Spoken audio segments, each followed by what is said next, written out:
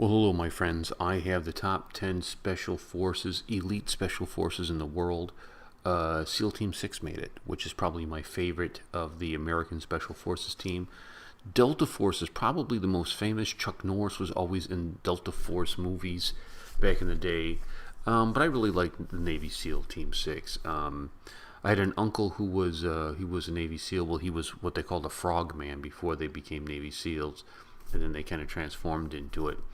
And he always would regale me with stories of being a part of the Navy SEAL teams and what they were able to do and the things that they pulled off, which was always amazing to me as a kid to listen to these stories. So I was happy to see that. Let's see if your favorite Special Forces unit is mentioned. That's all I'm going to say. Let's go ahead and take a look at this, shall we? Elite Special Forces are some of the best trained and most formidable units a country can boast. Whether emerging from the water to silently take out guards, or storming a plane to rescue the hostages and eliminate the hostage takers, Special Forces take on some of the hardest missions and live some of the most secret lives in the military world. These troops are the ones that states look to in order to get the job done. Let's get started. Black Storks, Pakistan. The Special Service Group, SSG, is better known in the country as the Black Storks because of the commandos' unique headgear. Their training reportedly includes a 36-mile march in 12 hours and a 5-mile run in 50 minutes in full gear.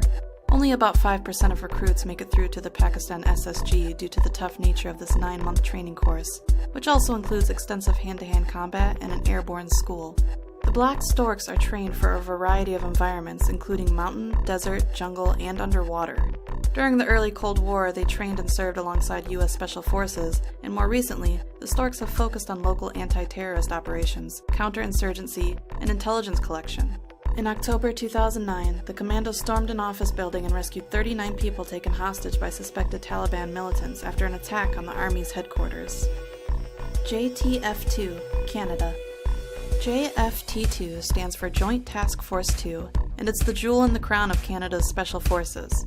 They deployed to Vancouver in 2010, ready to intervene if terrorists took aim at the Winter Olympics.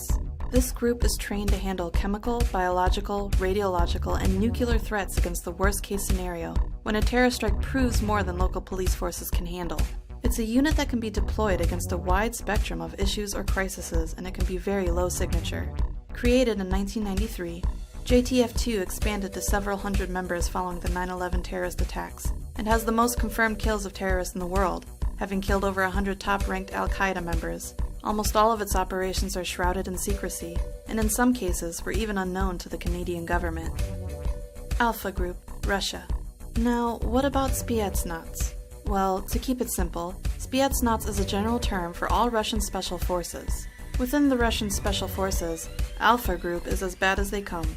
The KGB created this elite group in 1974, and it is believed that it operates under the directive of the top leadership in Russia, which is why most of its operations are classified. This force came to fame during the invasion of Afghanistan, during which members of Alpha stormed the presidential palace in Kabul, killing everybody in the building in the blink of an eye. In 1985, a group from this unit was dispatched to Beirut to try and rescue 4 Soviet diplomats. When the diplomats were killed, Alpha Group allegedly hunted down relatives of the hostage takers and returned them to their families in much smaller pieces, to send a message to would-be terrorists. It apparently worked for over 20 years. Sayeret Matkal, Israel. This Israeli Special Forces is focused in intelligence gathering, and it often operates deep behind enemy lines. In 2003, Israeli taxi driver Ilyahu Giro was kidnapped after transporting 4 Palestinians to Jerusalem in his cab, but the Sayeret Matkal unit located and rescued him from a 3-foot pit in an abandoned factory in a suburb of Ramallah. The most famous of their large-scale operations is Operation Thunderbolt, which came to be after several terrorists had taken hostages on board of an airline which was flown to Uganda. Many hostages were released, but over 100 hostages were kept in the airport terminal building. An assault force of Sayeret Matkal assaulted the position, killing the terrorists and freeing all of the hostages. GIGN France. France's elite counterterrorism teams are some of the finest in the world and have proven their abilities and bravery over decades of dangerous operations. But unlike many anti-terrorist units, GIGN is also used in arrest of dangerous criminals, countering barricade suspects, quelling prison riots, VIP protection, and other high-risk police operations within France or former colonies. Since its founding, the GIGN has seen consistent action. Its members are considered absolute masters of hostage rescue and intervention, especially in high-density environments like buses, ships, trains, and airlines. Their faces are not allowed to be photographed fully exposed, therefore they're often seen wearing tactical ski masks when operating in public. GIGN is known for innovation in technology applications and tactical methods. Their most famous operation is their assault on Flight 8969, which was an Air France flight that was hijacked on December 24, 1994, by the armed Islamic group in Algeria, where the terrorists murdered 3 passengers with the intention to blow up the plane over the Eiffel Tower in Paris. When the aircraft reached Marseille, the GIGN stormed the plane and killed all 4 hijackers. The bravery of its members comes from their extreme training course. In fact, the training is so extreme that the GIGN has lost more men during training than during their 1,000+ operations. GSG-9, Germany. The GSG-9 was formed after the failure of the German police to rescue 11 athletes kidnapped by a group of terrorists during the Munich Olympics, where all the athletes, 5 of the terrorists, and 1 police officer were killed during the rescue attempt. In their first major mission, they took a group of 4 terrorists who had hijacked a Lufthansa flight in Somalia. 3 of the terrorists were killed, and the 4th captured during the rescue, but none of the 86 hostages were killed. Between 1972 and 2003, the GSG-9 had successfully completed over 1,500 missions, and yet only discharged a weapon 5 times, 2 of which were to shoot the attacking dogs of people they were trying to arrest. An estimated 300 to 400 people now work within the GSG-9, but the exact figure is not known. Its work today concentrates on counterterrorism, hostage situations, and disarming bombs. JW Grom, Poland. The Grom is the leader in Poland's anti-terrorism efforts. It was named after the Silent Unseen, which was Poland's elite World War II Special Operations Unit. The Grom began its operations in 1990, and it mostly deployed in unconventional warfare roles as they have special training in operational maneuvering response. Since the terrorist attacks of 2001, the Grom has been deployed alongside U.S. Special Operation Forces in Iraq, Afghanistan, and elsewhere. During this time, they have developed a close working relationship with the U.S. Navy SEALs and have a well-earned reputation of being one of the fiercest and most competent special forces on the planet. Their training includes a variety of disciplines. All of the soldiers undergo the same specialized training in anti-terrorism and special operations, as well as frogman, sniping, and parachuting. In 4-man teams, each soldier must be prepared to assume the respective responsibilities of his colleagues should it become necessary. Approximately 75% of ground personnel are trained as medics or paramedics and can speak multiple languages. In addition, each group is supported by several professional physicians. Navy SEAL Team 6, USA. You knew these guys were going to have to show up sometime, didn't you? The SEALs are an American Special Forces group created in 1962 which have achieved near mythical status. This is, in part, thanks to Operation Neptune Spear, the mission in which SEALs killed Osama bin Laden, the leader of Al-Qaeda in 2011. One interesting fact about this mission is that the aircrafts used in the raid were from Area 51. In fact, specially modified helicopters carried Red Squadron of SEAL Team 6 to Pakistan for the raid on Osama bin Laden's compound. The Black Hawks were fitted with top-secret radar spoofing technology, allowing U.S. forces to slip across the border unnoticed. These stealth aircrafts were developed and tested at the infamous Area 51, near Groom Lake, Nevada.